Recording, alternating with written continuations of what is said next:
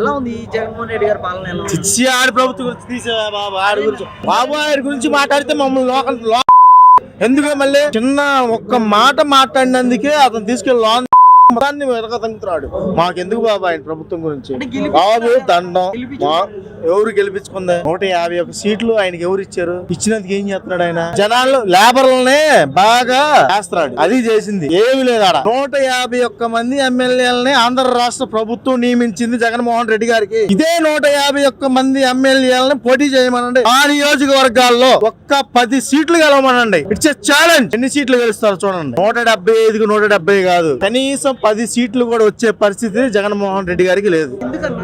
పగ, కసి, తినడానికి తిండి లేదు, చేసుకోవడానికి పని లేదు. అధికార పార్టీ వాళ్ళు చెప్పిందే వేదం. కొట్టడం, లాక్కోవటం, దోచుకోవటం. నవరాత్రులు అనేది అబద్ధం. ఆ డబ్బులు ఇచ్చేది కూడా అబద్ధమే. ఆ నవరత్నాల డబ్బులు కూడా ఎస్సీ నిధుల్లో నుంచి తీసి గవర్నర్ చేత సంతకం పెట్టించి డబ్బులు తెచ్చిన మహానుభావుడు ఆయననే.